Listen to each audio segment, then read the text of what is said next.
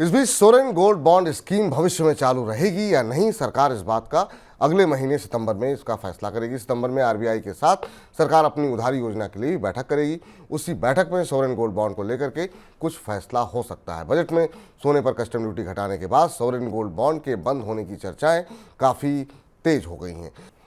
Sir, sovereign gold bond को लेकर के उल्टी गिनती शुरू हो चुकी है। इसको लेकर के सबसे पहले हमने मनी सेंट्रल में चर्चा की थी और इस पर हमने थंब भी लगाया था, लेकिन आखिर में सवाल ये है कि गोल्ड बॉन्ड को बंद करने की चर्चा आखिर में शुरू हो क्यों रही है? देखिए, दो बड़े महत्वपूर्ण फैसले हुए। एक तो ये कि सोने पर कस्टम ड्यूटी घटाई गई, जो कि 15% से घटाकर 6% की गई, और उसके बाद भारतीय बाजार में सोने की कीमतों में तेज गिरावट आई। तो एक ये वजह है जिस वजह से अब सोने में बॉन्ड जारी करके सरकार को और निवेशकों को कोई बड़ा फायदा नहीं होने वाला है। दूसरी बात और महत्वपूर्ण यह है कि गोल्ड बॉन्ड सरकार के लिए किस्म का कर्ज है। पिछले 2 साल में सरकार के गोल्ड बॉन्ड में बड़ा निवेश हुआ, सॉवरेन गोल्ड बॉन्ड में लोगों ने पैसा लगाया, और वो एक किस्म की बोरोइंग थी सरकार के लिए, जो दिखाई दे रही है। अब इस परिस्थिति में, जबकि गोल्ड बॉन्ड की अपनी एक अवधि पूरी हो गई है और गोल्ड की कीमतों में भी गिरावट है, सरकार को ऐसा लग रहा है कि इस स्कीम को लंबे समय तक जारी नहीं रखा जा सकता। हालांकि ऐसा माना जा रहा है कि अगले महीने में, शायद इस हफ्ते में या अगले हफ्ते में, गोल्ड बॉन्ड की एक सेल आएगी, 10 साल के गोल्ड बॉन्ड की सेल आएगी। लेकिन इस बात की संभावना है कि अब सरकार या तो इसका आकार घटाएगी या इसकी बिक्री बंद करेगी, क्योंकि इस बार के बजट में भी गोल्ड बॉन्ड के लिए जो आवंटन किया गया था, या गोल्ड बॉन्ड के लिए जो प्रोविजन किया गया था, उसमें भी कमी की गई।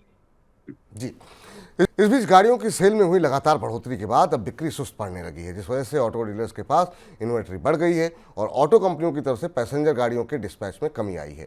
जुलाई में ऑटो कंपनियों की तरफ से दिए गए बिक्री के आंकड़ों से पता चलता है कि इस बार उनकी बिक्री में करीब 2.5% की कमी आई है।